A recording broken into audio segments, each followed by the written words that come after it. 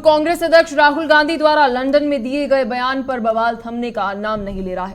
केंद्रीय मंत्री स्मृति ईरानी ने कांग्रेस सांसद राहुल गांधी पर उनके लंदन में दिए गए बयान को लेकर निशाना साधा है। स्मृति ईरानी ने कहा कि कांग्रेस नेता ने एक ऐसे देश में जाकर विदेशी ताकतों का आह्वान किया है जिसका इतिहास भारत को गुलाम बनाने का है। साथ ही स्मृति ईरानी ने कहा कि भारत की लोकतांत्रिक व्यवस्थाओं की धज्जियां उड़ाते हुए राहुल गांधी ने ये खेद व्यक्त किया है। क्यों विदेशी ताकतें आकर भारत पर धावा नहीं बोलती हैं? चलिए सबसे पहले आपको दिखाते हैं कि राहुल गांधी ने बीजेपी सरकार पर क्या कुछ आरोप लगाए। लेकिन इसी बीच एक बड़ी खबर सामने आ रही है जहां राहुल का आरोप जो है वह लगाया गया कि भारत में लोकतंत्र जो है वह खतरे में है। यह बयान जो है राहुल ने लंदन में दिया और इसी बीच जब उन्होंने ये बात कही तो साथ ही उन्होंने यह भी कहा कि भारत की सभी संस्थानें सरकार के कब्जे में है। खास तौर पर मीडिया का जिक्र उन्होंने किया और साथ ही संस्थानों के जिक्र करते हुए उन्हें एजेंसियों का भी जिक्र किया। तो इसी बीच मीडिया, न्यायालयों पर भी सरकार का नियंत्रण है। तो ये कंट्रोल की बात जो है राहुल गांधी विदेश के अंदर करते हुए नजर आए और इसी बीच लोकतंत्र के साथ खिलवाड़ किया जा रहा है। तो देश की लोकतांत्रिक व्यवस्था के ऊपर राहुल गांधी ने कई सारे सवाल जो है वह उठाए। इसी बीच पेगासस का भी जिक्र होते हुए नजर आया, जहां पेगासस सॉफ्टवेयर के जरिए जासूसी होती है। तो राहुल के द्वारा कई सारे आरोप जो है विदेशी जमीन पर लगाया गया, जहां पर विपक्ष के कई नेताओं पर झूठे केस जो है वे किए जा रहे हैं। तो चलिए बुलेटिन में आगे बढ़ते हैं और इसी बीच एक और बड़ी खबर आपको बता दें कि सामने आ रही है, जहां पर ईडी की कार्रवाई के ऊपर विपक्ष जो है वह हल्ला बोल करते हुए नजर आ रही है। इस वक्त की बड़ी अपडेट आप सभी को बता दें। लेकिन वहीं दूसरी तरफ प्रेस वार्ता के दौरान स्मृति ईरानी ने भी बहुत कुछ कहा, लेकिन इसी बीच विपक्ष का सरकार के खिलाफ हल्ला बोल होते हुए नजर आ रहा है। जब विपक्ष सरकार के ऊपर कई सारे सवाल उठाते हुए नजर आ रही है, लगभग 17 से 18 विपक्षी पार्टियां जो है वह संसद से ईडी दफ्तर तक अपना मार्च करते हुए नजर आ रही है। इस वक्त की बड़ी अपडेट आप सभी को बता दें, विपक्ष का सरकार के खिलाफ हल्ला बोल होते हुए नजर आ रहा है। और साथ ही आपको बता दें लगभग 17 से लेकर 18 ऐसी विपक्षी पार्टियां हैं जो सरकार के खिलाफ प्रदर्शन करते हुए नजर आ रही हैं। और ये मार्च जो है 18 विपक्षी पार्टियों का संसद से ईडी दफ्तर तक हो रहा है। तस्वीरें आप सभी को टीवी स्क्रीन के ऊपर दिखा रहे हैं, जहां इस प्रदर्शन के अंदर, इस मार्च के अंदर लगभग 18 विपक्षी पार्टियां हैं। कांग्रेस से लेकर आम आदमी पार्टी के नेता इस मार्च के अंदर शामिल हैं। वहीं दूसरी तरफ पुलिस द्वारा भी इन सभी सांसदों को रोकने की कोशिश जो है वह की गई। तो 18 विपक्षी पार्टियों का मार्च होते हुए नजर आ रहा है। ये तस्वीरें देश की राजधानी दिल्ली से है, जहां ईडी सीबीआई की कार्रवाई के ऊपर और साथ ही अडानी मुद्दे के ऊपर विपक्ष एक बार फिर से हल्ला बोल करते हुए नजर आ रहा है। ये तस्वीरें आप सभी को दिखा रहे हैं। आम आदमी पार्टी से लेकर आपको बता दें कि कांग्रेस पार्टी भी इस प्रदर्शन के अंदर शामिल है, संजय सिंह के साथ और साथ ही कई सारे नेता इसके अंदर, जहां मल्लिकार्जुन खड़गे भी, अधीर रंजन चौधरी, कांग्रेस नेता इस प्रदर्शन के अंदर शामिल है। तो इसी बीच स्मृति ईरानी क्या कुछ कहते हुए नजर आई, चलिए आपको वह भी सुनाते हैं। राहुल गांधी ने एक ऐसे देश में जाकर विदेशी ताकतों का आह्वान किया जिसका इतिहास रहा है भारत को गुलाम बनाने का। भारत की लोकतांत्रिक व्यवस्थाओं की धज्जियां उड़ाते हुए राहुल गांधी ने यह खेद व्यक्त किया कि क्यों विदेशी ताकतें आकर भारत पर धावा नहीं बोलती। उनका द्वेष प्रधानमंत्री मोदी जी के लिए भारत के प्रति द्वेष में तब्दील हो चुका है। मैं आज राहुल गांधी से पूछना चाहती हूं, आपने जाकर विदेश में कहा कि आपको हिंदुस्तान की किसी यूनिवर्सिटी में बोलने का अधिकार नहीं, तो 2016 में देश की राजधानी में एक यूनिवर्सिटी में जाकर इस बात तक का आपने समर्थन कर दिया जब नारा लगा भारत तेरे टुकड़े होंगे। वो क्या था राहुल गांधी?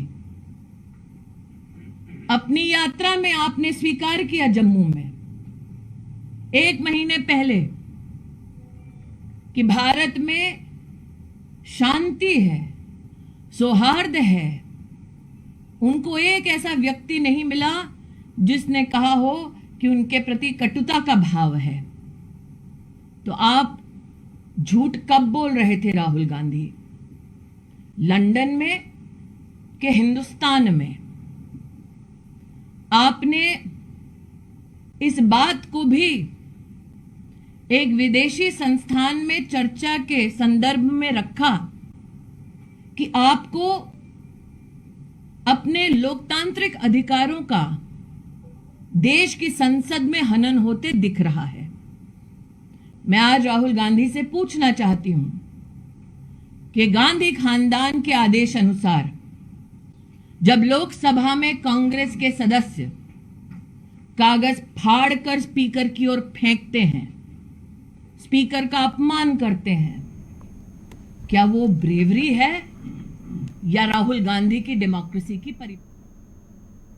तो वहीं आज विपक्षी पार्टियां ईडी और सीबीआई के खिलाफ पैदल मार्च निकालना चाहती हैं, लेकिन दिल्ली पुलिस ने विजय चौक पर ही बैरिकेडिंग लगा दी और इस दौरान संसद के बाहर हमारे सहयोगी कांग्रेस की सुप्रिया श्रीनेत स्मृति ईरानी का कटाक्ष करते हुए क्या कुछ कहा, चलिए आपको सुनाते हैं।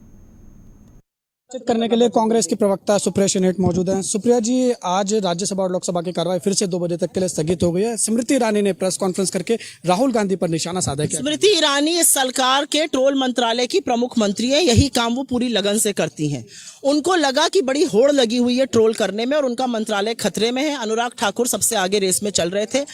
अपनी मंत्रालय को बचाने के लिए, अपने ट्रोल मंत्रालय को बचाने के लिए, ट्रोल मंत्री बनी रहने के लिए स्मृति ईरानी जी ने मैदान संभाला है, मोर्चा संभाला और इसीलिए वो मैदान में कूद पड़ी है। जो उन्होंने कहा है उसमें एक भी तथ्य नहीं है, उस पर बात करना भी बेमानी है। मैम, उन्होंने कहा है कि जो राहुल गांधी हैं वो मोदी से नफरत करते करते, पीएम मोदी से नफरत करते करते देश से नफरत करने लगे। राहुल गांधी तो नफरत के बाजार में मोहब्बत की दुकान खोल रहे हैं। नफरत तो आप कराते हैं लोगों से, भाई को भाई से लड़ाते हैं, हिंदू मुसलमान को लड़ाते हैं, भाषा के आधार पर, वेशभूषा के आधार पर, रीजन के आधार पर लड़ाइयां आप कराते हैं। आप हमें एक पाठ पढ़ाएंगे इसका? राहुल गांधी उस परंपरा और उस पार्टी, उस परिवार से आते हैं जिसने इस देश के लिए शहादत दी है।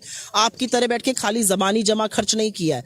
और एक बात असलियत यह है कि राहुल गांधी ने भारत के लोकतंत्र को विश्व के लिए एक सौगात बताया है, जबकि मोदी जी ने विदेशी धरती पर यह कहा है कि लोग कहते थे क्या पाप किया जो हिंदुस्तान में पैदा हुए। शर्म आनी चाहिए उनको 2 शब्द बोलने से पहले। जी, आखिरी सवाल, अगर आप देखेंगे तो एक रिपोर्ट के अनुसार सदन को चलाने में प्रति मिनट 2.5 से 3 लाख रुपए का खर्चा आता है, लेकिन सदन की कार्रवाई जो है नहीं हो पा रही है। आम टैक्स पेयर का पैसा कहीं ना कहीं बर्बाद हो। सारा काम विपक्षी कर ले। आज तो लोकतंत्र में एक नई परंपरा चल पड़ी है कि सदन के में सत्ता पक्ष जो है सदन नहीं चलने दे रहा है। कुछ सवाल सत्ता पक्ष से पूछिए। आज सरकार के नेता सदन खड़े हो जाते हैं और नारेबाजी करते हैं। क्यों? क्योंकि आपको अडानी पर ना बोलना पड़े। आप उन आक्षेपों से बचना चाहते हैं। नई नई परंपरा आप लोकतंत्र में लगा रहे हैं। ये सब बेकार की बेमानी बातें हैं। तो इसी बीच हमारे मन में कई सारे सवाल खड़े हुए। क्या राहुल गांधी पर हंगामा जारी रहेगा? और अगर जारी रहेगा तो बजट सेशन कब होगा? इसी बीच अडानी पर क्या विपक्ष की ये पूरी मांगे जो है वे हो पाएंगी? इसी बीच हंगामे के बीच संसद में कब होगा काम? क्या ये सांसद लोग जानते भी हैं कि बजट सेशन कितना महत्वपूर्ण है? इसी बीच क्या 2024 को लेकर राजनेता ये तैयारी करते हुए नजर आ रहे हैं? और इसी बीच 2024 से पहले क्यों है सियासत सब पर भारी? आज इसी मुद्दे पर रहेगी हमारी चर्चा। हमारे साथ हमारे मेहमान जुड़ गए हैं। अश्विनी शाही हमारे साथ प्रवक्ता है बीजेपी से, डॉक्टर अनित सिंह हमारे साथ प्रवक्ता है कांग्रेस से, और धर्मेंद्र पांडे हमारे साथ पॉलिटिकल एक्सपर्ट है। बहुत बहुत शुक्रिया आप तीनों का अपना कीमती समय हमें देने के लिए। सबसे पहला सवाल अश्विनी जी आपसे मेरा रहेगा। राहुल जी माफी तो बाद में मांग लेंगे, लेकिन पहले मुझे आप सरल सा जवाब जो है वो दे दीजिए मेरे सवाल का। बजट सेशन होता क्यों है? जी पलक जी, बजट सेशन चल रहा है, राहुल जी माफी मांग लेंगे, ये क्यों आपने सवाल किया कि राहुल जी बाद में माफी मांग लेंगे? राहुल जी ने देश को लज्जित किया, उस सदन को लज्जित करने का काम किया है। उस सदन के सभापति ने कहा कोई माइक नहीं बंद होता है, उसको क्यों देश किनारे कर देगा? वहां पर उन्होंने कहा है कि लोकतंत्र खत्म हो रहा था, तो आप लोगों ने क्या किया? ये जाकर विदेशों में भीख मांग रहे हैं कि हमको सहायता दीजिए। राहुल गांधी ने देश को शर्मिंदा किया है, देश की सदन को शर्मिंदा किया है, तो बाद में क्यों माफी मांगेंगे? राहुल गांधी जो बर्फ के गोले अपनी बहन के साथ कश्मीर में खेल रहे थे, उनको वहां पर जो है शांति दिखाई दे रही थी। और आज हमारी स्मृति ईरानी जी ने जो कहा वो सच कहा, वहां पर उनको सद्भावना दिख रहा था। और लंदन में जाने के बाद जो अंग्रेजों के, इनके नाना ने अंग्रेजों के शपथ ली थी 46 में, अंग्रेजों के क्राउन का शपथ लिया था। और तब से एओ ह्यूम से लेकर सोनिया गांधी तक आज ये उससे उस भावना से उभर नहीं पाए हैं। अपने आप को शहादत का प्रतीक बनाकर विक्टिम का खेलते हैं ये लोग। राहुल गांधी जो सर्टिफाइड, सुप्रीम कोर्ट सर्टिफाइड झूठे हैं, उन्होंने वहां चौकीदार चोर है के नारे पर झूठ का माफी मांगा था। और वो सुप्रीम कोर्ट के सर्टिफाइड झूठे हैं, उनको माफी मांगनी चाहिए देश से, सदन में आकर। सदन का 52 मिनट उन्होंने बोला, कब माइक उनका बंद किया गया था? सदन में आए वो जबरदस्ती गले पड़े, सदन में आंख मारा उन्होंने, किसी कैमरे ने काटा उसको। ये झूठ क्यों फैला रहे हैं? उनको पहले माफी मांगना चाहिए। देश से माफी मांगने में क्या जाता है? सुप्रीम कोर्ट जब आपको दंडित करेगा तभी माफी मांगेंगे। आपको सर, बजट सेशन क्यों होता है? मेरा सवाल आपसे बहुत सरल था, बजट सेशन क्यों होता है? सिर्फ आप मुझे डेफिनेशन बना दीजिए, बहुत सरल सवाल है। मैं चाहती हूँ मेरे व्यूअर्स को पता चल जाए डिबेट से पहले कि बजट सेशन आखिर होता क्यों है। जी, बजट सेशन हम देश के विकास के लिए होता है। देश का विकास हम अवरुद्ध नहीं होने दे रहे हैं। सारे विधायी काम होंगे उसमें, और हो रहे हैं। जो ये लोग जब बाहर जाते थे ध्वनि मत से तब पारित होता था, ये चर्चा में शामिल नहीं होते हैं।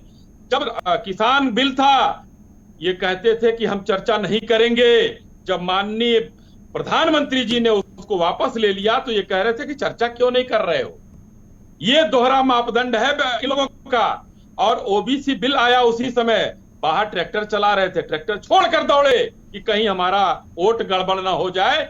ये आज दोहरा चरित्र, मैं इनको दोगलापन नहीं कहूंगा, ये ओछा शब्द होता है, लेकिन दोहरा चरित्र, दोहरा मापदंड मैं कह सकता हूं। अनित सिंह जी, आज विरोधी बजट सेशन किस लिए होता है ये तो सर बताया कि सर ने विकास के कार्यों के ऊपर बात आती है। जब मैंने भी गूगल पे सर्च करा तो वहां पर बहुत ही स्पष्टता के साथ लिखा हुआ था कि बजट सेशन के अंदर वित्त मंत्री जो है बजट पेश करती है और उसके बाद विपक्षी पार्टियां आई रिपीट विपक्षी पार्टियां जो है वहां पर बजट से जुड़े सवाल जो है वो उठाती है। कांग्रेस ने बजट से जुड़े कितने सवाल उठाए सदन में? जी पलक जी, बजट के ऊपर कोई काम हुआ है जो सवाल उठाया जाए? अरे तो सर आप सवाल उठाइए अगर आपको ऐसा लगता है तो। मैडम आप या फिर मुझे समय दीजिए या फिर जवाब। जी बोलिए अनिल जी, बोलिए अनिल जी। आपने पूछ लिया, अभी तक आपने एक बार भी नहीं टोका टोकी किया, अब आप हर सेंटेंस में टोका टोकी करेंगे। मैं पूछ रहा हूँ कि बजट में की क्या कार्रवाई करी है जो सरकार ने, कि जो विपक्ष उसके ऊपर सवाल पूछेगा? अभी तक एक भी आप देखिए कि किस तरीके की सेंटेंस को लेके सरकार इस समय सदन की कार्रवाई को रोक रही है। इस तरीके की परंपरा कभी नहीं रही है। विपक्ष आवाज करती है, विपक्ष सदन की कार्रवाई को रोकने का प्रयास कई बार करती है, इसके इतिहास भरा पड़ा है। लेकिन जिस तरीके से सरकार गैर जिम्मेदाराना रवैया अपना रही है, उससे बजट सत्र की क्या भूमिका रह जाएगी? खैर, मैं दूसरी बात पर आता हूं। यही प्रधानमंत्री जी थे जो साउथ कोरिया में जाके जब बोलते हैं कि हिंदुस्तान में पैदा होना एक शर्म की बात है या पाप है, तो वो कौन सा देश का गौरव बढ़ा रहे थे? हमारे मित्र अश्विनी जी बता देंगे जरूर, तो हमें जानकारी मिल जाएगी। जब वो अमेरिका में जाके A+B² की वैल्यू नहीं बता पाते हैं, तब आर्यभट्ट के इस देश के प्रधानमंत्री, भारत के प्रधानमंत्री का कितना गौरव बढ़ता है, हमारे मित्र बता देंगे तो समझ में आ जाएगा। देखिए जो चीजें, यही अभी जो स्मृति ईरानी जी 400 रुपए का सिलेंडर अपने कंधे पर लेके घुमा करती थी, आज 1200 का सिलेंडर पहुंच चुका है, इनकी एक जवान नहीं सिल गई है। आप देखिए कि किस तरीके से महंगाई लोगों का दम तोड़ रही है, और ये सरकार सिर्फ सदन की कार्रवाई को इसलिए रोक रही है कि ये जेपीसी नहीं करना चाहते हैं। जेपीसी क्यों नहीं करना चाहते हैं? आप सवाल पूछिए। 42,000 करोड़ रुपए टैक्स हेवन मॉरिशस से हिंदुस्तान में इंडक्ट हुआ है, 6 सेल कंपनियों के तहत, और उसके डायरेक्टर चीनी नेशनल्स भी हैं। बताइए कि सेबी ने कोई कार्रवाई करी है, कोई नोटिस भेजी है? बताइए एसएफआईओ ने कोई कार्रवाई करी है, कोई नोटिस भेजी है? पर बदकिस्मती की बात यह है कि सरकार से जब विपक्ष सवाल जानना चाहता है तो वो लोग किसी ना किसी मुद्दे को लेकर आके संसद के सदन प्रक्रिया को रोकने का प्रयास कर रहे हैं। मैं प्रधानमंत्री जी से पूछना चाहूंगा कि जब आप विदेशी धरतियों पर ऐसे 6 बार हुआ है कि जब यहाँ के आप देश के बारे में आपने बुराई करी है, लेकिन जब सदन का सत्र बुलाया जाता है और बजट की चर्चा के लिए बुलाया जाता है तो आप उसका प्रसंग समझिए। आज बजट देश के हिंदुस्तान की क्या हालत बना रखी है। 80 करोड़ लोगों को आपने 5 किलो की राशन की लाइन में लगा दिया है। जिस तरीके से महंगाई बढ़ रही है, 8.4% की महंगाई दर हो गई है। हर छठवां ग्रेजुएट पढ़ा लिखा व्यक्ति इस हिंदुस्तान में इस समय बेरोजगार है। और महंगाई की बात करूं तो पिछले 10 महीनों से 6 से 7% के आसपास महंगाई दर बनी। डिबेट में बोल रहे हैं तो इसको सदन में उठाइए ना। हम तो यही कह रहे हैं, उठाएंगे JK 24/17 तो यही कह रही है, आप सदन के अंदर उठाइए इस मुद्दों को। हम तो चाह रहे हैं कि बजट सेशन के अंदर डिस्कशन हो। हमारे साथ राजनीतिक विशेषज्ञ भी हैं, धर्मेंद्र पांडे जी, क्या लगता है आपको बजट सेशन काफी महत्वपूर्ण माना जाता है देश के विकास के लिए, और वहीं पर हम देख रहे हैं कि बजट सेशन के अंदर बजट के मुद्दे को छोड़ के बाकी सारे मुद्दे जो है वो प्रमुखता के साथ उठाए जा रहे हैं। जी धर्मेंद्र जी, तो कहीं न कहीं जो है वो पूरे देश के लिए है। इस भारतीय लोकतंत्र में इस तरह का जो है जो एक चलन चला है पिछले 1 दशक से, आप देखेंगे तो 1-1.5 दशक से ये चलन जो है बड़ी तेजी से चला है, जहाँ पे राजनीतिक गिरावट इतनी ज्यादा हो गई है कि सदन के अंदर जो है वो राजनीति में जनहित के जो मुद्दे हैं वो कहीं न कहीं गौण हो गए हैं, और जो पार्टियों के या पार्टियों के जो प्रमुख हैं या नेताओं के जो मुद्दे हैं उन पे विशेष रूप से चल रहा है। आप अगर देखिए तो पीछे सदन जो है वो रोका गया था अडानी जी के मामले में। अब मैं ये कहता हूँ कि अडानी का कोई मुद्दा है तो ठीक है, अब उसमें एक विदेश की किसी जो है पब्लिक हाउस ने जो है उसमें एक रिपोर्ट पेश की, उस रिपोर्ट के ऊपर ठीक है कार्रवाई की मांग होनी चाहिए, लेकिन उस कार्रवाई के लिए आप सदन रोक दें, ये मुझे लगता है विपक्ष का यहाँ पे जो है अच्छा रवैया नहीं था। लेकिन अगर आप दूसरी तरफ देखें तो अब क्योंकि जो है सरकार जो है वो उनसे भी एक कदम आगे है, उसने सीधे जो है राहुल जी को टारगेट करके वो जो है इनके ऊपर हमलावर हो गई माफी। और आप ये देखिए इससे देश का हित कहाँ हो रहा है। हो सकता है कांग्रेस का हित कहीं हो रहा हो सकता है भाजपा का भी हित हो रहा हो, लेकिन देश हित नहीं हो रहा है। ये बजट सत्र इतना महत्वपूर्ण है कि इसमें राहुल जी के वक्तव्य और अडानी जी का मामला, उससे अडानी जी से ऊपर है देश का गरीब, अडानी जी से नीचे नहीं है। कांग्रेस पार्टी या भाजपा से ऊपर है देश का गरीब। अगर अंत्योदय की भावना से भाजपा कार्य करती है तो उसका जो है सदन में भी नजर आना चाहिए, और जो गरीब मजदूर हितैषी कांग्रेस अपने आप को करती है उसको भी यहाँ जो है अपनी सहन शक्ति दिखानी चाहिए थी। लेकिन दुर्भाग्य है देश का राजनीति का। अब आप एक देखिए कि हाँ ये जरूर है कि राहुल जी के जो सवाल हैं वो कहीं न कहीं जो है वो उचित नहीं मानता उनको। वो इसलिए नहीं मानता कि आप देश में रहे, आप देश के राहुल जी इकलौते नेता निकले जिन्होंने बड़ी लंबी यात्रा की। भारत जोड़ो यात्रा में इतनी बड़ी पदयात्रा आजादी के बाद किसी नेता ने की। कांग्रेस की मेरे जो जानकारी में है, जो मुझे दिखाई पड़ता है, कांग्रेस की स्थिति भी मजबूत हुई, लेकिन वही लंदन में जाकर के एक वक्तव्य दे करके वो पूरा उन्होंने अपना जो है उसको फिर से कांग्रेस को वहीं पे लाके डाल दिया। अश्विनी जी, तो जी अब विपक्षी पार्टियां ये कहते हुए नजर आ रही हैं राहुल गांधी की माफी का तो सिर्फ बहाना है, अडानी, महंगाई और साथ ही बेरोजगारी के जो मुद्दा है उसको सिर्फ भटकाना है। जी अश्विनी जी। पलक जी, मैं देखिए यहाँ पर कांग्रेस के हमारे प्रवक्ता बैठे हुए हैं और ये सवाल प्रधानमंत्री जी से कर रहे हैं, लेकिन मैं सवाल इनसे करता हूं और मैं जवाब भी इनको देता हूं, क्योंकि हम ही सामने बैठे हैं, ना राहुल जी बैठे हैं ना प्रधानमंत्री जी बैठे हैं। इनको स्पष्ट रूप से बता दूं, अभी 2-3 चीजें इन्होंने उठाया और बगैर जानकारी के, शायद ये पढ़े लिखे व्यक्ति हैं और अच्छे व्यक्ति हैं। इन्फ्लेशन रेट यूपीए गवर्नमेंट का एवरेज 10.4% था, यूपीए गवर्नमेंट का 1-2 का, और एनडीए का जो 2014 के बाद से है, तो जानते हैं इन्फ्लेशन रेट कितना है? 4.7। अंतर कितना है आप देख लीजिए। आज का अखबार छाप रहा है महंगाई कम हुई है, इन्फ्लेशन रेट 3.85 है। आज की मैं बात बता रहा हूं, आज का दैनिक हिंदुस्तान में छपा हुआ है। इनको नहीं पता है 10.4 क्या होता है और 3.85 क्या होता है। ये एक बात। दूसरा, A+B का होल स्क्वायर की बात कर रहे हैं। हमारे देश में इतने बड़े मूर्धन्य नेता हैं, पढ़े लिखे हैं, कैम्ब्रिज में बुलाया जाता है बोलने के लिए। हिंदुस्तान में एक हिंदुस्तान की बच्ची ने पूछा कि हम एनसीसी पे हैं और सवाल किया, वो वीडियो बड़ा वायरल हुआ। हमारे उस नेता ने कहा कि एनसीसी क्या होता है। वो एनसीसी नहीं जानते हैं हिंदुस्तान में। ऐसे नेता हैं तो मैं तो कहूंगा वो कैम्ब्रिज में बोले या क्या बोले। एक बड़े ही प्रचलित फिल्म का डायलॉग मुझे याद आ गया, भैंस जब पूंछ उठाएगी तो गोबर करेगी और कुछ नहीं करेगी। वो राहुल जी हैं जो कहीं भी मुंह खोलेंगे तो सारी चीजें आ जाएंगी। 4000 किलोमीटर अभी हमारे राजनीतिक विश्लेषक ने कहा यात्रा किया उन्होंने, सराहनीय था। वो देश में खुशहाली देखने के लिए निकले और अंत में पलक जी उनको खुशहाली मिली। उन्होंने 2 बयान दिए। एक तो वीडियो पर आया, दोनों भाई बहन गोले खेल रहे थे, वहां पर गोबर के गोले से खेल रहे थे, तो यानी कि शांति थी। सर आप मेरे सवालों का जवाब नहीं दे रहे हैं। मुझे ऐसा क्यों लग रहा है केवल और केवल आप अपनी बात कहना चाह रहे हैं। अच्छी बात है, हम आपको पूरा मौका दे रहे हैं, लेकिन मेरे सवालों का जवाब भी तो दीजिए सर। जी आप एक बार अपना सवाल दोहरा दे, फिर से मैं बोल देता हूं। बताइए सर, आपको मेरा सवाल याद नहीं है? अगर करना हो तो मतलब अगर आप कर देती तो नहीं सर, मैंने आपसे सवाल पूछा, आपने मेरे सवाल को तो जवाब ही नहीं दिया और अब आप मुझे कह रहे हैं सवाल। आप ही के सवाल का जवाब दे रहा था पलक जी। सर मेरा सवाल केवल बहुत सिंपल था। शुरू में मैंने आपको बजट सेशन के लिए पूछा और अभी भी मैं यही कह रही हूँ कि राहुल गांधी विपक्षी पार्टियां कह रहे हैं केवल और केवल बहाना है। महंगाई का मुद्दा, बेरोजगारी का मुद्दा, अडानी का मुद्दा है जिससे ध्यान आपको बहाना नहीं है जी, कोई बहाना नहीं है। मैं पलक जी आप ही के सवाल का जवाब दे रहा हूं। आप बताइए, कल परसों ये लोग जो है लोकतंत्र, जिस लोकतंत्र की हत्या की बात राहुल गांधी विदेश में जाकर कर रहे हैं, परसों के दिन में पूरे देश में इन लोगों ने आंदोलन किया है। पहले बहुत दिन बाद दिखाई दिया है। तो उस आंदोलन में क्या लोकतंत्र की हत्या हो गई है?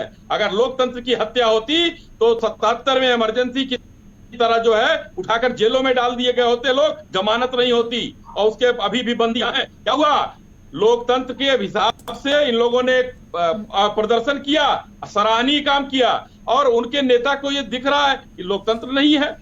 अनीत जी क्या कहना चाहेंगे आप? एक तरफ तो आप कह रहे हैं, आपकी पार्टी के नेता कह रहे हैं अनीत जी की लोकतंत्र की हत्या हो रही है, लोकतंत्र खत्म हो गया है, सदन के अंदर आपको मौका दिया जाता है बोलने का, वहां पर आप बोलते नहीं और प्रोटेस्ट बाहर कर रहे होते हैं। जी अनीत जी।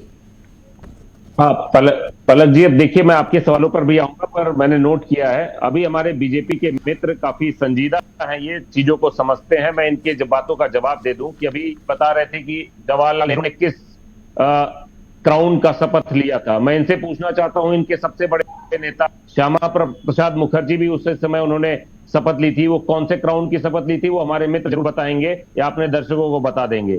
खैर अभी मैं आपको आता हूँ, प्रधानमंत्री की बात हो रही है यहाँ। सर अश्विनी जी उन्हें बोलने दीजिए, जब आपको मौका मिलेगा आप भी बोलिए, कोई भी बीच में एक दूसरे को क्रॉस ना करें। आप पूरा देखिए, आप मेरे सीनियर हैं और आप जब भी बोलेंगे मैं चुप हो जाऊंगा। जी अनीत जी, लेकिन अभी मैं बोल रहा हूँ तो आप मुझे आज्ञा दीजिए। अनीत जी बोलिए बोलिए। देखिए अभी हमारे मित्र ने, राजनीतिक विश्लेषक साहब ने बताया कि इसमें यहाँ इस देश में middle class, lower middle class और लोअर क्लास की बहुत इंपॉर्टेंस है। हमें अडानी जैसे मुद्दे से परहेज करना चाहिए। मैं बता दूं कि जिस देश में गरीबी और अमीरी का आंकड़ा आप देखिए कि किस तरीके से देश बट रहा है।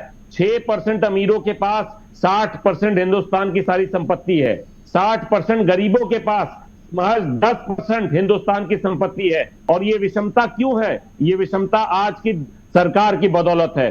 30% airport, 30% port, 30% electricity production generation, 30% mining सब एक व्यक्ति को दे दिया गया। क्या रीजन है कि LIC के 35,000 करोड़ रुपए अडानी को दे दिए गए? क्या रीजन है कि SBI के 26,000 करोड़ अडानी को दे दिए गए? जब हम अडानी से सवाल पूछते हैं तब ये सरकार ना सेबी से कोई नोटिस भेजती है, ना SFIO कोई काम करती है। और बताइए कि जब हमें ये JPC की मांग को मंजूर नहीं किया जाता तो हमारे पास क्या ऑप्शन है? हम रोडों पर आएंगे लोगों के खिलाफ। कल हमने राजभवन का पूरे देश में घेराव किया है और ये हमारा लोकतांत्रिक अधिकार है, हम इसको पूरी तरीके से यूटिलाइज करेंगे। रही बात प्रधानमंत्री की, देखिए प्रधानमंत्री की चुप्पी, जिस तरीके से चाइना के मामले में उनकी चुप्पी है, जिस तरीके से बेरोजगारी के मामले में सर आप प्रोटेस्ट करिए, चुप्पी है, कोई जिस तरीके से महंगाई की सर आप प्रोटेस्ट करिए जी सदके, सर आप प्रोटेस्ट करिए। लेकिन आपको बजट सेशन, जब भी कोई सेशन होता है उसके दौरान ही क्यों याद आता है कि चलो जी आप प्रोटेस्ट कर लेते हैं? आप बजट सेशन में बोलिए ना सर। आप बजट सेशन के अंदर अगर आप कह रहे हैं, अभी आपने कहा आपको बजट पसंद नहीं आया कांग्रेस को, तो आप सवाल उठाइए सदन में। हम तो कह रहे हैं आप सवाल उठाइए। पलक जी आप बजट पेश होना चाहिए। देखिए ये रुकावट जो है वो सरकार की तरफ से है। आप बताइए क्या बजट के पेश करने की रूपरेखा की सरकार की तरफ से आपको दिखाई दे रही है?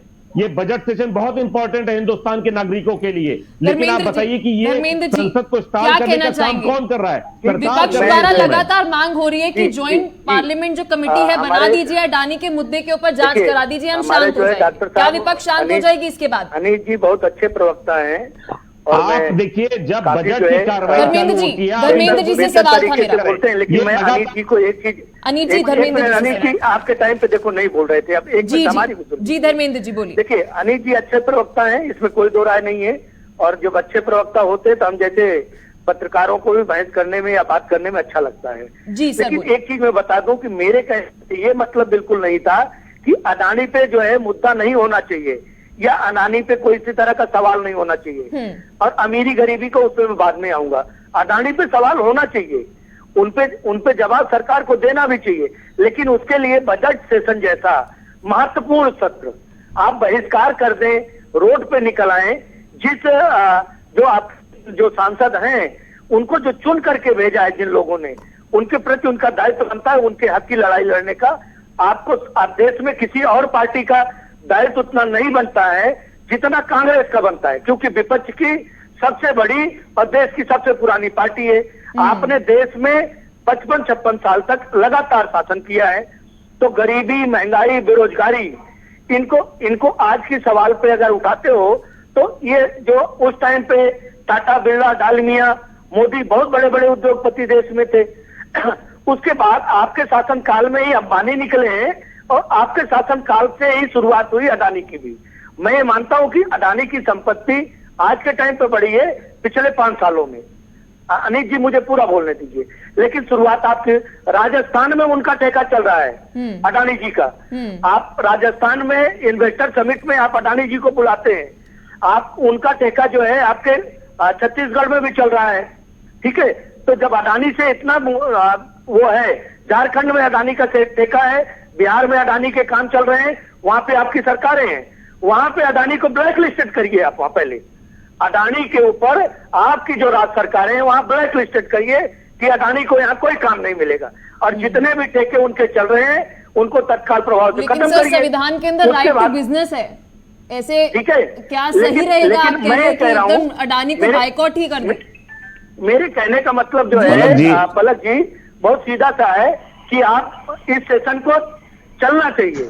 राहुल जी के सवाल पे भाजपा सवाल पूछे, अडानी पे आप सवाल पूछे, लेकिन देश के गरीबों का हित सर्वोपरि करके ये विपक्ष और सत्ता पक्ष दोनों को मिल करके सदन में सकारात्मक धर्मेंद्र चर्चा जी, करनी चाहिए। धर्मेंद्र जी, अब अगर आपकी जी। सहमति हो तो मैं कुछ बोलूं। जी, बोलिए। धर्मेंद्र जी, साहब, देखिए 100% भाई। जी अनिल जी बोलिए, आप बाइकआउट कर दीजिए, ब्लैकलिस्ट कर दीजिए सर कह रहे हैं इन सभी राज्यों के अंदर अडानी को। धर्मेंद्र जी, बहुत अच्छा लगा कि आप जानकारी के साथ आते हैं, लेकिन आप ये बताइए कि क्या आपको लगता है कि राज्य सरकारें वो अगेंस्ट बिजनेस हैं? हमारी जो गवर्नमेंट है वो प्रो बिजनेस है, हम बिजनेसेस के खिलाफ नहीं है। कोई हमारे यहाँ संयंत्र लगाए, कोई रोजगार दे, हम उसके खिलाफ नहीं है। जिस तरीके से क्रोनी कैपिटलिज्म को बढ़ावा दिया जा रहा है, हम उसके खिलाफ है। अडानी एक सिंबल है कि किस तरीके से कुछ गिने चुने उद्योगपति मित्रों को ये मोदी सरकार बेपनाह पैसा देती जा रही है, हम उसके खिलाफ है। आप समझिए दो चीजों का फर्क। हम बिजनेस के खिलाफ नहीं है। बिजनेस हाउसेस इस देश को बहुत मदद करते हैं और बहुत रोजगार पैदा करते हैं, लेकिन जिस तरीके से मोदी ने अडानी को, जो 600 नंबर पर थे 3 साल पहले, आज वो 3 साल में दूसरे नंबर के सबसे बड़े धनी बन गए। कैसे? किस तरीके से 2 लाख करोड़ रुपए एक व्यक्ति विशेष को दे दिया गया, और उस देश में जहां पे बेपनाह अमीरी और गरीबी का फासला बढ़ता जा रहा है। देखिए जिस तरीके से मोदी काम कर रहे हैं, हमें सवाल उठाने की जरूरत है, और वो केंद्र सरकार और मोदी के ऊपर उठाने की जरूरत है। हमारे मित्र जो राजनीतिक विशेषज्ञ यहाँ पे बैठे हुए हैं, हम आपका पहला सवाल जो होना चाहिए, आज सवाल अनिल जी एक मिनट, अनिल जी मैं एक आपके सवाल में सेकंड, अनिल जी धर्मेंद्र जी कुछ कह रहे हैं। जी धर्मेंद्र जी, आज सवाल आपका होना चाहिए। आपका सवाल जायज था कि किसी टाइम पे सिलेंडर के लिए स्मृति ईरानी से लेकर के पूरी भाजपा सड़क पे थी। किसी टाइम पे पेट्रोल के और डॉलर की कीमत को लेकर के मोदी जी ने कहा था कि डॉलर की कीमत प्रदेश के प्रधानमंत्री की उम्र को पार कर गया है। आज डॉलर भी बढ़ा है, पेट्रोल भी बढ़ा है, और देखिए जब से सत्ता में आई है ये मोदी जी भाग्यशाली है, भाजपा की सरकार भाग्यशाली है। जब विश्व में क्राइसिस तेल की चल रही है तो रसिया से सस्ता तेल मिल रहा है, लेकिन देश की जनता को उसमें राहत नहीं है। वो सवाल आप कर सकते हैं, आप सदन में मांगिए ना ऐसा क्यों कि मुझे अगर लगता है 80 अपने से तेल डिबेट्स में सस्ता कि आ रहा कांग्रेस की है पाठशाला तो चल रही होती है कि सस्ता तेल विपक्ष क्यों की नहीं कर भूमिका रहे? कैसे ये निभाई सवाल आप जाए। करिए चलिए ना। हमारे साथ अश्विनी जी भी हैं। अश्विनी जी, आप क्या कहेंगे? जहां तक धर्मेंद्र मैं जी ने समझ बिल्कुल पा रही हूँ, सही सवाल अनिल उठाया कि जी देश सरल की शब्दों में जनता ये का कह तेल रहे निकाला जा हैं रहा कि है जी इस आप समय। इक्विटेबल डिस्ट्रीब्यूशन ऑफ इनकम कर दीजिए, एक व्यक्ति को लाभ मत पहुंचाइए, सबको लाभ दीजिए तो वह संतुष्ट है। जी अश्विनी जी। देखिए, मैं बताना चाहूंगा, हमारे अनित भाई एक तरफ जैसे जब लाइट जलाते हैं तो पीछे अंधेरा रहता है। एक व्यापारी जिसका एक हवाई जहाज, मेरे पास फोटो है, मैं अभी कहिए तो दिखा देता हूं, रिलायंस, उस पर सोनिया जी की एक तस्वीर वायरल हुई थी, रसिया गई थी, उसको नहीं देखा इन्होंने। और उसकी संपत्ति 2006 में वो 56वें नंबर के अमीर थे पूरे विश्व में, 2008 में 5वें नंबर पर हो जाते हैं मुकेश अंबानी। अनिल अंबानी 2006 में 104 नंबर के रहते हैं और 2008 में 6वें नंबर के हो जाते हैं। किसकी सरकार थी भाई? ये व्यापारी हैं, मैं कोई अडानी का वकील नहीं हूं। और इसलिए मैं कहना चाहता हूं, ये व्यापारी हैं। अनिल अंबानी की आज हैसियत क्या है, कहां है वो? मुकेश अंबानी जी चलिए बने हुए हैं, लेकिन 2 साल के अंदर 56वें नंबर से इतना नीचे ऊपर कैसे आ जाते हैं, जो 5वें नंबर पे आ जाते हैं? राहुल गांधी ने कभी पूछा? तो क्या सर आप अपने आप को डिफेंड कर रहे हैं? नहीं अश्विनी जी, मैं समझू कि आप अपने आप को डिफेंड कर रहे हैं। नहीं, किसको? खैर 30 सेकंड है अनिल जी आपके पास, समय का हमारे पास अभाव है जी। देखिए अश्विनी जी मेरे सीनियर हैं, बहुत सारी जी, जानकारी अनिल जी। पुख्ता होगी उनकी, लेकिन जो इन्होंने रैंकिंग बताई मुझे भी वो तो समय देना अनिल अंबानी के लिए सरासर गलत है। समय तो मतलब मुझे तो कोई समय नहीं दिया अश्विनी गया। जी, ये अच्छी बात है कि अश्विनी जी देखिए, जिस तरीके से प्रधानमंत्री सर, हमारे श्रीलंका पास जाते समय हैं, नहीं है। कोई शिकायत वहाँ नहीं के है। अनिल जी लेकिन फाइनल मुझे कमेंट सर आपसे भी, अश्विनी जी आपसे भी फाइनल कमेंट लेती हूँ मैं। जी अनिल जी जल्दी अपनी बात कंप्लीट करिए, आपको भी समय देंगे अश्विनी जी, जल्दी। जी पलक जी, मैं आपके माध्यम से बताना चाह रहा हूँ कि इस देश के धन्यवाद। प्रधानमंत्री मोदी सिर्फ एक व्यक्ति विशेष के लिए काम कर रहे हैं। जब वो श्रीलंका जाते हैं तो वहां बिजली का टेंडर हमारे उनके मित्र अडानी जी को मिल जाता है। जिस तरीके से बांग्लादेश में जाते हैं वहां पे टेंडर इनको मिल जाता है। जब ये अब मोदी जी, चलिए अनिल जी, बहुत बहुत शुक्रिया अपना कीमती समय में देने के लिए। समय हमें इतनी इजाजत दे पा रहा है। बहुत महत्वपूर्ण मुद्दा था कि विपक्ष कहीं सारे मुद्दों को उठा रही है बजट के मुद्दों को छोड़कर। तो चलिए आगे बढ़ते हैं और इसी बीच देश में अडानी मामले को लेकर रोष प्रदर्शन जारी है। संसद में राहुल गांधी के बयान पर माफी को लेकर जमकर बवाल पस रहा है। तो वही विपक्षी दल अब सड़क पर उतर आए हैं और इसी बीच 18 विपक्षी दल संसद लेकर सड़क तक मार्च करते हुए नजर आ रहे हैं, जिसके बाद से दिल्ली पुलिस ने बैरिकेडिंग करते हुए विपक्षी नेताओं को रोकने की कोशिश जो है वे की है। ग्राउंड रिपोर्ट आप सभी को दिखा रहे हैं।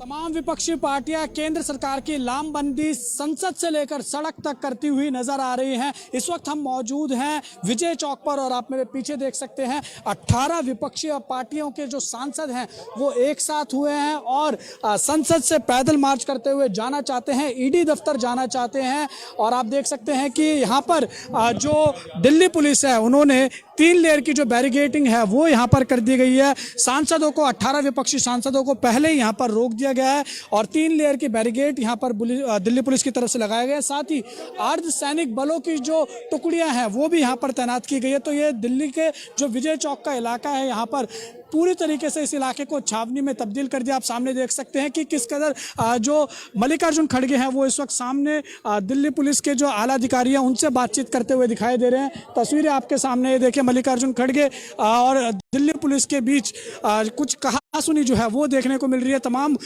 विपक्षी जो सांसद हैं उन्होंने प्ले कार्ड अपने हाथ में लिए हुए हैं। आपके सामने ये तस्वीरें हैं, बात हो रही है दिल्ली पुलिस के साथ। तमाम विपक्षी सांसद सामने आपके मौजूद हैं और विपक्षी सांसद चाहते हैं कि जो अडानी इंटरप्राइजेस पर हिंडनबर्ग की रिपोर्ट आई थी उस पर ईडी कार्रवाई करे और उसी को लेकर जो है वो आज मेमोरेंडम देने के लिए तमाम जितनी भी विपक्षी पार्टियां हैं वो एकजुट हुई हैं। 18 विपक्षी पार्टियां कांग्रेस का साथ देती हुई यहाँ पर दिखाई दे रही है और ऐसा पहली बार हुआ है कि काफ़ी समय बाद कांग्रेस के साथ जो है वो 18 18 विपक्षी पार्टियां एक हुई हैं और साथ ही जो केंद्रीय एजेंसियां हैं उनके दफ्तर जाने के लिए जो पैदल मार्च निकाला है, ऐसा पहली बार हो रहा है। तस्वीरें आपके सामने है, ये देखिए प्रमोद तिवारी जो हैं वो सामने घूम रहे हैं, सामने आपके तस्वीरें हैं और तमाम विपक्षी सांसद यहाँ पर दिख रहे हैं और सरकार की जो लामबंदी है वो करते हुए कहीं ना कहीं नजर आ रहे हैं। उसी के साथ आपको जानकारी दे दें, आज तो पहला दिन है और सूत्रों के हवाले से खबर मिल रही है आज जैसे कि ईडी के लिए यहाँ पर पैदल मार्च निकाला जा रहा है, वैसे ही कल बहुत मुमकिन है कि सीबीआई के जो दफ्तर है या जो अन्य केंद्र एजेंसी है वहां पर भी पैदल मार्च निकालने की जो योजना है वो तमाम विपक्षी पार्टियां बना सकती हैं। तस्वीरें आपके सामने हैं और 18 विपक्षी पार्टियां जो हैं आज एक साथ दिल्ली की सड़कों पर उतरी हैं और जो आप ये कह सकते हैं कि कहीं ना कहीं जो संसद है वो सियासी अखाड़ा बनता हुआ दिखाई दे रहा है और तमाम विपक्षी पार्टियां कहीं ना कहीं केंद्र सरकार की लामबंदी करने में पूरी तरीके से एक साथ जुट गई हैं। कैमरा पर्सन विशाल के साथ उज्जवल कुमार, JK24/7 न्यूज, दिल्ली। तो वही कांग्रेस अध्यक्ष मल्लिकार्जुन खड़गे ने सरकार पर निशाना साधा है। उन्होंने कहा है कि सरकार जवाब देने से बच रही है, सरकार लाखों करोड़ के घोटालों को छुपा रही है। क्या कुछ कहना है कांग्रेस अध्यक्ष मल्लिक, चलिए आपको सुना। विजय चौक के पास भी नहीं जाने दे रही और रोक लिए है। जो आदमी लाखों रुपए का घोटाला हुआ है, LIC बर्बाद हो गई है, स्टेट बैंक ऑफ इंडिया और दूसरे बैंक्स भी बर्बाद हो गए हैं। तो इसके बाद विपक्षी नेता प्रमोद तिवारी ने सरकार पर निशाना साधते हुए क्या कुछ कहा, चलिए आपको सुनाते हैं। आप सबके हितों के लिए 10 लाख करोड़ से ज्यादा का घोटाला है और हम उसके खिलाफ ईडी ऑफिस जाके जांच के लिए कहना चाहते हैं। आप देख रहे हैं बैरियर लगा के हमें बलपूर्वक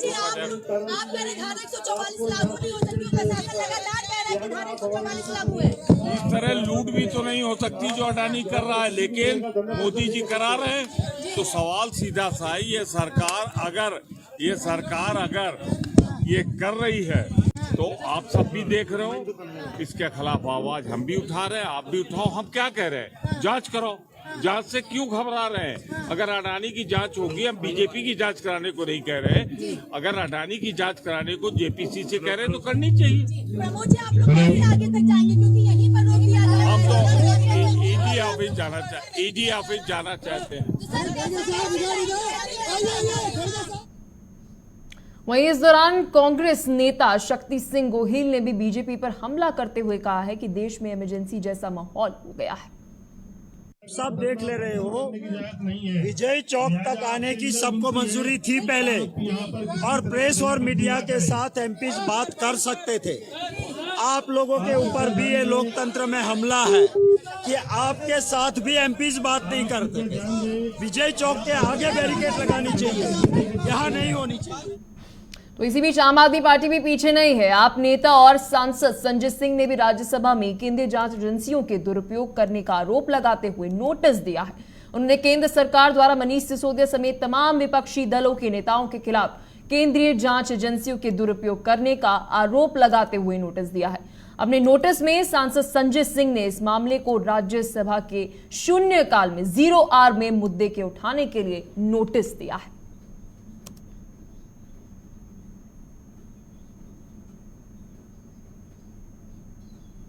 तो चलिए खबरों में बढ़ते हैं आगे और इसी बीच छत्तीसगढ़ से एक बड़ी खबर सामने आ रही है, जब छत्तीसगढ़ में महासमुंद में दम घुटने से 5 मजदूरों की मौत हो गई है। ईंट भट्टे के अंदर 5 मजदूरों की मौत हुई है।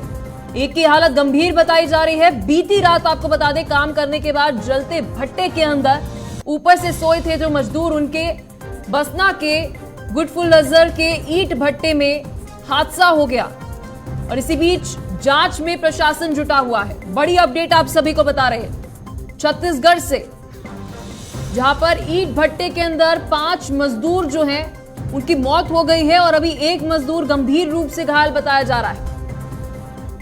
और इसी बीच मजदूरों की हालत जो है वह गंभीर बताई जा रही है और इसी बीच 5 मजदूरों की मौत जो है वे हो गई है। इस वक्त की बड़ी अपडेट आपको बता दें। इसी बीच हमारे सहयोगी मनीष हमारे साथ जुड़ गए हैं फोन लाइन पर। मनीष, क्या कुछ अपडेट आपकी तरफ से? मैं आपको बताना चाहूंगा कि महासमुंद के बसना विकास खंड से गढ़फुलझर गांव की घटना है, जहां ईंट भट्टे बनाने का काम चल रहा था। उस भट्टे में रात को लेबरों के द्वारा भूसा भरने का कार्य किया जाता है। रात को भूसा भर के आग लगाने के बाद लेबर इतने थके हुए थे कि उसी भट्ठे के ऊपर सो गए, जिससे पुलिस प्रशासन और शासन के द्वारा पहली प्राथमिक जानकारी यह प्राप्त हुई है कि उनकी दम घुटने से मौत हुई है। पुलिस अन्य विषयों पर भी जांच कर रही है, क्या ये शराब लिए हुए थे या किसी और ने नशा करके ये बैठे हुए थे। इस तरह का अभी तक पहली प्राथमिकता जांच में कुछ भी सामने नहीं आई है। वहीं मुख्यमंत्री सीएम साहब भूपेश बघेल जी के द्वारा 2-2 लाख रुपए सभी मृतकों को दिया गया है एवं घायलों को रायपुर रिफर किया गया है महासुन से। तो इसी बीच मनीष के दुर्घटना के बारे में पता चला है कि किस तरह से ये दुर्घटना जो है वे हुई? जी, अभी पहली प्राथमिकता जांच चल रही है मैम। इसमें आपको बताना चाहूंगा कि मैं पहली प्राथमिकता दृष्टि में अभी जब तक इनका पोस्टमार्टम चल रहा है, अभी मैम वर्तमान में पोस्टमार्टम रिपोर्ट जब आएगी तब उनकी प्राथमिक जांच के बाद पता लगेगा कि ये किस तरह से इनकी मौत हुई है। अभी प्रथम दृष्टि यह बताया जा रहा है कि दम घुटने से मौत हुई है। चलिए मनीष, बहुत बहुत शुक्रिया हर एक जानकारी के लिए। आप खबर पर बने रहेगा, आपसे अपडेट हम लेते रहेंगे। तो इस वक्त की बड़ी अपडेट आप सभी को बता रहे हैं, जहां पर छत्तीसगढ़ से एक खबर सामने आ रही है। तो चलिए खबरों में आगे बढ़ते हैं और इसी बीच छत्तीसगढ़ के मुख्यमंत्री भूपेश बघेल क्या कुछ कह रहे हैं, चलिए आपको सुनाते हैं। पिछले साल तो ग्रामीण में दे रहे हैं, इस साल ग्रामीण के साथ साथ नगर पंचायत के क्षेत्र के भी जिन मजदूर है तीनों मल्ला 7,000 रुपया सालाना दे के फैसला करें। वही प्रकार से अब बर बिहाव के सीजन है, मुख्यमंत्री कन्या विवाह योजना के तहत जिन सहायता पहले दी जाती है 25,000 ओला बढ़ा के 50,000 रुपये कर दें। महात्मा गांधी ग्रामीण औद्योगिक पार्क के तर्ज में शहरी क्षेत्र में भी औद्योगिक पार्क की स्थापना करे जाएगी। एक से कुटीर उद्योग लघु उद्योग शहरी क्षेत्र में भी बढ़ावा मिली। अभी तक के राजीव गांधी किसान न्याय योजना में 26,41,000 किसान ला इनपुट सब्सिडी दे के 6,800 करोड़ के बजट में हम प्रावधान करें। गन्ना उत्पादक मन पर 60 करोड़ रुपए का प्रावधान है। गोधन न्याय योजना के बारे में अभी आप सब पूरा जानकारी देगी कि जैविक खाद के उत्पादन होते, उसका साथ साथ प्राकृतिक पेंट के उत्पादन होते 40,000 लीटर से अधिक उत्पादन भी हो गए और लगातार पोताई के भी विक्रय भी काम शुरू हो गए। ओकरों से पैसा आते, गौमूत्र के खरीदी भी होते, ओकर से दवाई भी बनाते, खातू बनाते, ओकर से भी पैसा मिला थे। अब बिजली उत्पादन के काम जगदलपुर के डोंगा घाट में शुरू हुए और सिंक्रोनाइज करके अब ग्रिड में भी डाले काम हो गए। तब 1 अप्रैल के आसपास ओकर कतका पैसा आई बिजली के गोबर से तिकर जानकारी हुई, ओकर वितरण करबो तो ये पूरा देश भर पहली घटना हुई कि हमारे उत्पादक मन ला जिन गोबर से बिजली उत्पादक मन ला पैसा मिला था। ये बहुत बड़े बात। वही प्रकार से राज्य में पशु गृह एवं पशु रुग्णावास की स्थापना पर 2,18,50,000 के प्रावधान बजट में करें। 25 नए पशु औषधालय भी हमन खोला थन। 14 पशु औषधालय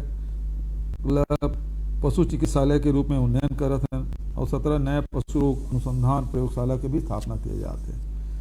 अब ये प्रकार से लगातार ग्रामीण क्षेत्र के अर्थव्यवस्था चाहे शहरी क्षेत्र के अर्थव्यवस्था गोधन न्याय योजना तो शहर में भी है, गांव में भी है, तो एक से जिन गौपालक है तेकर मन के अर्थव्यवस्था ला सुधारे बर निरंतर हमारे मन के काम चलत है। और बहुत खुशी की बात है कि हमार जतका भी गौठान है, करीब 9,000 से अधिक गौठान संचालित होते, उनमें से आधा से अधिक गौठान मन अब स्वावलंबी हो गए। राज्य सरकार जबका गोबर खरीदी में पैसा देते तेकर से ज्यादा पैसा अब स्वावलंबी गौठान देते। ये बहुत बड़ी उपलब्धि है और जिन स्वावलंबी गौठान है तेकरे समिति का अध्यक्ष मन ला ये मान दे दिए जाए। तो और जिन समिति के सब साथी मन से वो मन से निवेदन करना चाहता हूँ कि जल्दी जल्दी अपन गौठान ला स्वावलंबी गौठान घोषित करवाओ और ओकर से फिर आपो मन ला एक मान दे जो मिली योजना बने सरकार के तेकर लाभ आपको मन उठाओ।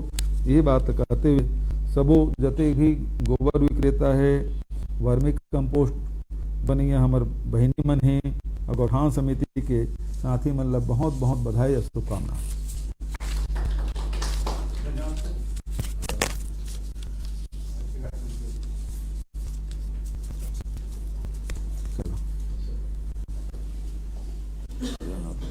ये मतलब एक अभी तक के लाइव संबोधन करते हुए नजर आए। तस्वीरें आप सभी को छत्तीसगढ़ से दिखा रहे हैं। जहां 7 करोड़ रुपए की राशि का भुगतान जो है वह किया गया है। छत्तीसगढ़ की तस्वीरें सीएम भूपेश बघेल की, जहां पर उनके द्वारा गोवर्धन न्याय योजना कार्यक्रम के अंदर शिरकत की गई। चलिए बुलेटिन में आगे बढ़ते हैं और इसी भी जॉब के बदले जमीन मामले से जुड़ी भी बड़ी अपडेट सामने आ रही है। जॉब के बदले जमीन केस में लालू और बड़ी राहत मिली है लालू को, जहां पर लालू यादव, राबड़ी देवी और मीसा को जमानत मिल गई है। सीबीआई ने जमानत का विरोध नहीं किया और कोर्ट को सभी को 50,000 की निजी मुचलके पर भी जमानत दी गई है। इस वक्त की बड़ी अपडेट आपको दे दें। जॉब के बदले जमीन केस में इस वक्त की बड़ी अपडेट आपको बता दें, जहां सुबह ही आज लालू यादव, राबड़ी देवी जो है, मीसा साथ में राउस एवेन्यू कोर्ट के अंदर पेश हुए थे। तो इस वक्त की बड़ी अपडेट आपको बता दें कि सीबीआई ने जमानत का विरोध नहीं किया और कोर्ट को सभी को 50,000 रुपए तक का राशि जो है वह देनी। इस वक्त की बड़ी अपडेट आप सभी को बता दें, जॉब के बदले जमीन केस से इस वक्त की बड़ी अपडेट आ रही है, जहां आज सवेरे लालू यादव और राबड़ी देवी जो है वह राउस एवेन्यू कोर्ट के अंदर पेश हुए थे। को राउस एवेन्यू कोर्ट से आज बड़ी राहत मिली है और जमानत मिल गई है। साथ में मीसा भारती को भी राहत मिल गई है। इस वक्त हमारी जो मौजूदगी है वो कोर्ट रूम के बाहर ही है। आपको तस्वीरें दिखा देते हैं। यहाँ कुछ कार्यकर्ता है आरजेडी के, जिनकी मौजूदगी यहाँ पर बनी हुई है। उनसे बातचीत कर लेते हैं, क्या कहना चाहेंगे। बड़ी राहत मिली है लालू यादव। देखिए, मेरा नेता शुरू से निर्दोष है। हजारों सैकड़ों दफे छापा हुआ, इतना छापा कभी आज तक किसी राष्ट्रीय लीडर के घर पर नहीं पड़ा जितना छापा हमारे नेता गरीब के मसीहा लालू यादव के घर पे हुआ है। ये अन्याय है तो क्या है? बार बार टॉर्चर किया जा रहा है। तब के जानना चाहिए इस सरकार को कि आज ऑपरेशन करा के आए हुए हैं, उसके ऊपर भी हमारे नेता कोर्ट का सम्मान किए और सीबीआई का सम्मान किए, ईडी का सम्मान किए कि आज कोर्ट में पेशी हुआ, पेशी करके अपनी बात रखी। कुछ नहीं है, उतना छापा पड़े है, कभी आज तक कोई साक्ष्य या कोई चीज नहीं मिला। लेकिन हमारे नेता को बदनाम करने की साजिश किया जा रहा है। जानता है कि आगे 2024 में लोकसभा का चुनाव है और उसके तरफ से ध्यान भटकाने के लिए ये गद्दी पर ये मोदी और अमित शाह के चंगुल में है। ईडी सीबीआई जब चाहता है हमारे नेता के घर पर भेज देता है। हमारे लोकप्रिय नेता तेजस्वी यादव के घर पर बैठ के उनकी पत्नी को टॉर्चर की गई, जबकि वो गर्भवती महिला है। इस तरह से अन्याय किया जा रहा है। क्या ये कहा ये संविधान में? क्या लग रहा है ये विपक्ष की आवाज दबाने की? बिल्कुल बिल्कुल, ये चाह रहा है कि विपक्ष और वो ये जो गठबंधन की सरकार बिहार में है उसको खल ले रहा है। वो चाहता है जब जब नीतीश के साथ में थे मोदी तब वो सही था। आज राष्ट्रीय जनता दल के गठबंधन के साथ बिहार सरकार चल रही है, इसको खल ले रहा है। सोचता है कि बिहार में कैसे हम लोकसभा चुनाव में काबिज हो, उसके तरफ से जनता के ध्यान भटकाने के लिए ये चाह रहा है कि इसको ईडी और सीबीआई के उसके पास दो ही है हथियार, बस वही दो हथियार से चाहता है हमारे नेता राष्ट्रीय अध्यक्ष माननीय लालू प्रसाद की आवाज को दबाने के लिए ये चाल चला जा रहा है। ये बिहार का जनता बिहार का बर्दाश्त नहीं करेगा। आंदोलन होगा पूरे देश में इसकी लालू यादव का आंदोलन चलेगा। बिल्कुल, अगर आप तस्वीरें देख रहे होंगे तो यहाँ राउस एवेन्यू कोर्ट में इस वक्त तमाम जो लालू यादव के समर्थक हैं वो पहुंचने लगे हैं और लगातार कहीं ना कहीं लालू यादव को राहत मिलने के बाद समर्थकों में खासा उत्साह देखने को मिल रहा है। अब ऐसे में जहां राउस एवेन्यू कोर्ट ने लालू यादव और उनकी पत्नी को जमानत दे दी है, अब ऐसे में कहीं ना कहीं आखिरकार जिस तरीके से लगातार उनके मुश्किलें जो है कम होती हुई दिखाई दे रही हैं, अब देखना यही है कि आगे आने वाले समय में सीबीआई की तरफ से इस पूरे केस को लेकर क्या कुछ चीजें निकल कर सामने आती है। सोगी चिराग के साथ केशव मिश्रा, G24/7 न्यूज, दिल्ली। फिलहाल के लिए इस बुलेटिन में इतना ही, लेकिन खबरों का सिलसिला बना रहेगा। देखते रहिए G24/7 न्यूज।